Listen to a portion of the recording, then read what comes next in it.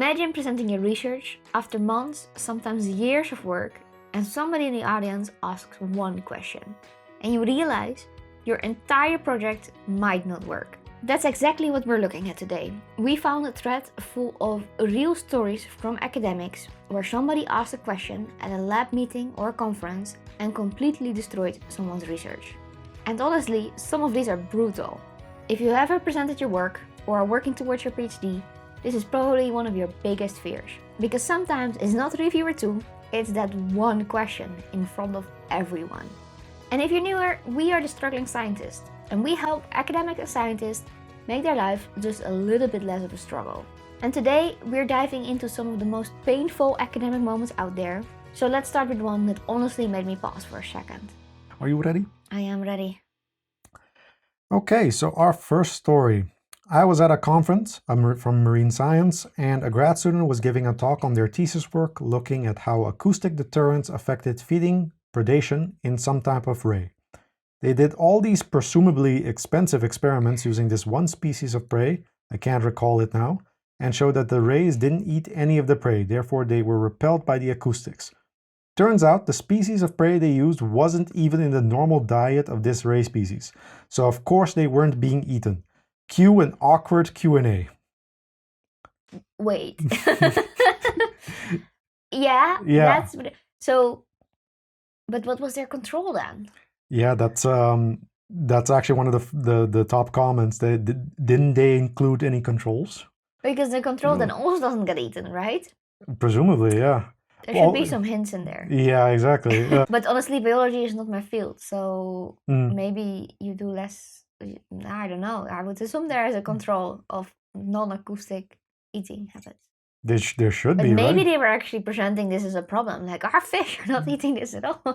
Perhaps. I mean, then, but they were trying to show that indeed, yeah, at least from what I understood, they were trying to show that the acoustics managed to stop the predation. Yeah. Could have been better set up. But that indeed what the person said, I guess, an awkward Q&A for a bit. I can imagine. Yeah. Yeah. How would you go about handling a situation like this if you do? Well, you have to say something about the control that you have then, that you control with like non-acoustic situation. I mean, if your study setup is properly, I think you can talk your way out of this one. If you don't have that control, it all of a sudden becomes a lot more difficult. Yeah, fair. I do think to a certain extent, even if you do miss the control, it's a matter of also just intellectual humility, right? Like, hey, I forgot that. That's a good one. Thank you. Like, that's although in this case, if the whole study is already done and you're now presenting it, that's a bit awkward. Yeah, but you can also say that something about how the fish do eat it. It might not be in their normal diet, but they do eat it. The rays do eat it. You would have to talk a lot around it. Yes, exactly. So yeah, it's a bit of an awkward one, but might have to go back to the drawing board on this one. Yes, find something that the rays do eat. Our goal is to make the lives of struggling scientists or academics just a little bit easier. And one of the ways you can do that is with the use of AI, but only if you use it properly and stay far away from letting ChatGPT write your entire paper. But what can you use the help of AI with? Well, so much more than you think. It can help you find connections between papers. It can help you test your knowledge on a subject and find your pitfalls. Of course, it can also help you improve your writing if you use it properly. And not to mention all the more recent developments in AI that you might not even have heard of before. Here on our channel, we regularly make videos about AI tools. But if you want a more complete overview, check out our masterclass on AI tools for academics, where we go into each part of the scientific process and how AI can help you without being just a gimmick. Another one. I can't say someone's research was destroyed, but I was at a meeting where a well-known professor was presenting his group's work, which directly contradicted the work recently published by several other groups. So it was kind of a big deal, I can imagine. Without going into enough detail to identify the people involved, it was a massive epidemiology study, and it didn't find a predicted correlation with a certain disease outcome. He gave the talk, and then in the questions I asked, so the person writing this was the one who asked the question. They were the destroyer. I asked how the patients had been identified. I already knew the answer because I'd seen a preprint. Ooh. They had used medical records to identify the use of a specific drug as a proxy marker, since a specific diagnosis is not always recorded for outpatient treatment. Okay. Then I pointed out that this treatment was known to decrease the risk for the specific outcome they were looking for, and cited 2 supporting studies. Oh, they were prepared They were prepared to destroy this. This was deliberate destruction. You could see the guy processing the question, and there was a moment of silence as the audience processed as well. And then in the audience, his postdoc, who was first author on the study, said quite audibly, "Fuck." Everybody laughed. The professor actually handled it okay. He basically said it was a great question and they would need to look at the data, blah blah. But the paper was heavily revised before final publication. Okay, well, they handled it well, I guess.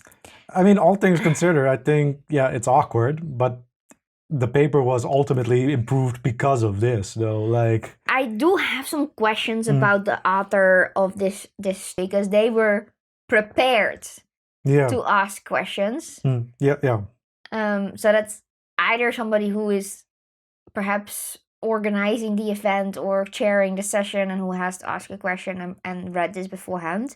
If that's not the case and you just randomly have read this study, I would say that you could have sent them an email beforehand. Yes, indeed. Or like maybe you just came across it and you saw that they were going to present and see, like you're giving them the benefit. Have you ever? No, right? If you just go to a conference, unless it's perhaps really on your specific topic, then I would look at it. But that's rarely the case where you find your exact topic at a conference. It's usually somewhat adjacent. I would not look up what their preprints or their papers. Unless I had to specifically indicate I'm going to attend this lecture by this person at this time or something like that. I'd check like the night before. Or if you're a chair of the session and you are the one who at least has to ask a question, then you are prepared for this, I would say. But I would say this could have also been handled via email quite nicely. That would have perhaps been nicer than at the meeting.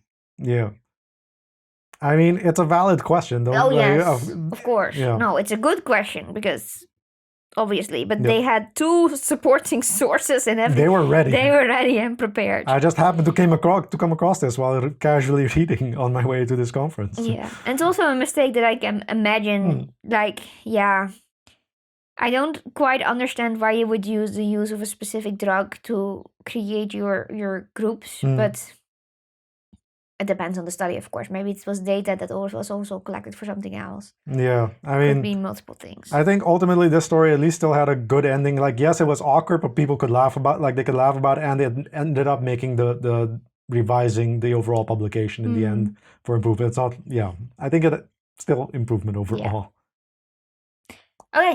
Okay, so our next story. Had a friend present a seminar at a university with multiple faculty with expertise in an area he was dabbling in. He spent a lot of time saying protein X does function Y in cell type Z. First question was, are you aware it has been repeatedly shown that protein X is not expressed in cell type Z? Oops. Ooh. Yeah. Okay, so he was trying to explain a process where a certain protein does something and that protein isn't even expressed in that cell type. That is a mistake that I can see happening, because these cell types are all so different and especially if you're working with a cell line, they can do some pretty weird stuff. Yeah. That I think that happens more often than people like to admit or I would say I would check it. Yes. I would use a qPCR to make sure that what I'm looking at, you're not just looking at the one target gene, you're also checking all the other genes and if you're doing something weird, right? But not all labs use qPCR, so true. Not all labs check expression that way. Yeah, checking expression is very important, though. Yes. It's sort of just unclear whether this is an in vitro cell line or just a specific cell line in general, like from harvested cell line or whatever. And it's also unclear if this was like his main protein or he was just explaining a process where this protein was doing something in to get to his. So depending on the, I can see this mistake happening. Yeah. Yeah, indeed. There are plenty of research groups that are like, these are the things that we mainly study. And then, by the way, we see something interesting here. And then, yeah, it's not even But expressed. also with them saying that he dabbled Dabbles, yeah. in something that doesn't sound like that's his main focus. Yeah. And I mean, this is a great learning opportunity. Like, Definitely. depending on how soon they find out about this, then it's like, oh, okay, then I don't need to spend Was time. it a conference or does it say? Seminar at a university with multiple faculty. So Oh, that's okay, I think. yeah, kind of like a department meeting then, I guess, of that multiple level. departments maybe, yeah. Yeah, that still doesn't seem like, here's my submitted abstract or like, Better to find out now. Yeah, exactly. But yeah. A PhD candidate was presenting. He was telling the audience how he plans to develop a certain compound to treat cancer. Excellent visuals, immaculate PowerPoint slides, great narrative. At the end of the talk, the PI even got up and said, "This is the way to present, and we should all learn from it." Uh-oh. Then he opened the floor to the Q&A. I had meanwhile done a quick literature search and asked the candidate how his work will differ from the 21,500 publications that already exist on this compound. The guy dropped out of the program not long after. Last time I heard of him, he had become an online influencer. Okay, nothing against online influencers. That's fine. I mean, yeah. He's using his presenting skills. Yeah, he found his true calling, maybe. Yeah. I mean, also I feel like the PhD anyway is a great moment to find out which parts are working the best for you. So kudos to him for finding it out. Yeah, it's also just unclear to me whether like the question actually destroyed the research or it was just the person wasn't prepared to answer the question. Because it could be that somebody actually asked, what did he say to the question though? And the answer is, I hope you all will help me with that. I guess the rest of the group will help him with that. Chat, leave in the comments how my research is different. No, that he leaves an excellent CTA, like a call to action for the audience, I guess. That's not great. Yeah, no. I mean, I don't know who came up with this research idea. Here in the Netherlands, it's not often the PhD students themselves who come up with the research study. They're often continuing on a project that has already been going on. Yeah, there's already a hypothesis. There's already something that you just have to... Sometimes already a grant on it and everything for this PhD student. But yeah. When you're gonna present, you should be ready for questions though. Like, but this person sounded like they just all in on like immaculate but also presentation. it sounds like he knew that there are a whole lot of other publications about this compound. Maybe not all on cancer, but from the sounds of it, some on cancer as well. It also sounds like he didn't really know then. I mean, I cannot also 21,000 papers. You cannot be on top of everything. No, of course. But why was this compound so popular in the first place? Yeah. Did something actually come out of it? At the very least, have something like a differentiating factor. Like, hey, a lot of studies have looked at this. I don't know the exact number, but like we're trying this differently. Done. Yeah. We're trying. It sounds like he is a really great presenter. He's a really great presenter. And I'm glad that that's working out for him. And nothing against online influencers. Okay, last story. Okay, so our last story. It happened to a friend of mine during the presentation and defense of his master's thesis. The first part of the defense was a public presentation of the research, and it was customary in the department for all other faculty and students to show up. Oof. One of the other students' spouse was there for this one, and they were an MD.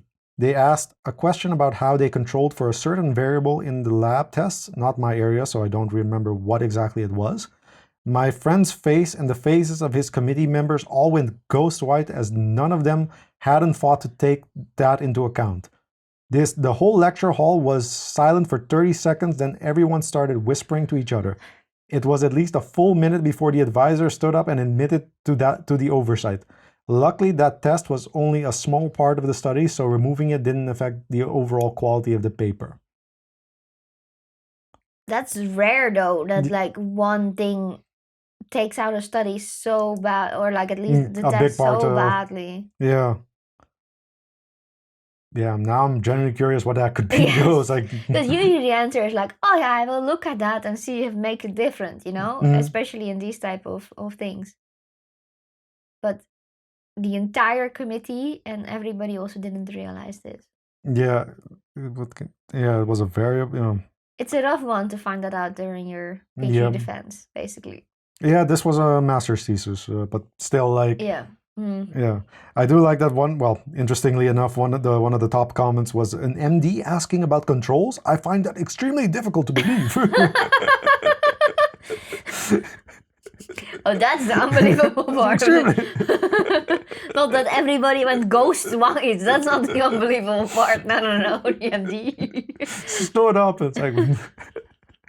It's anyway a weird moment, I think, when your entire audience is also allowed to ask questions during your thesis. I guess, yeah, thesis presentation. Yeah. Yeah, sure. Yeah, and in this case, it was the spouse of one of the other students stood up and asked that question. I was like, okay. But it must be then something really important, because otherwise not everybody would be like, oh yeah. Yeah, I don't know. You would just be, oh yeah, we'll take a look at it. Yeah, I also wonder to what extent, like, it must be something also kind of obvious then, like, maybe body weight or gender, or like, I don't know, something that's like, oh yeah, of course you're correct for that, or like, or you take that into account when. Yeah. It's like, I don't know. It's interesting. Okay. Honestly, what I find most interesting about these stories is that none of these people are bad scientists. These are good projects, good scientists, and still one question can completely change everything. And I think that's actually one of the hardest part of science. You can do everything right and still have a blind spot. And that's not necessarily a failure, that's just how science works. If anything, these moments actually make science better because somebody asked a question that nobody has thought of. But I'm really curious, have you ever had a moment where somebody asked a question and you thought, oh no? And if you're a PhD student or work in academia and you want a space where we talk about these kind of struggles and try to make your life just a little bit easier, make sure to subscribe to The Struggling Scientist. We're definitely going to do a lot more of these academic tea episodes because academia has a lot of these type of stories. And hopefully next time it's not your research being destroyed. Hopefully. Bye!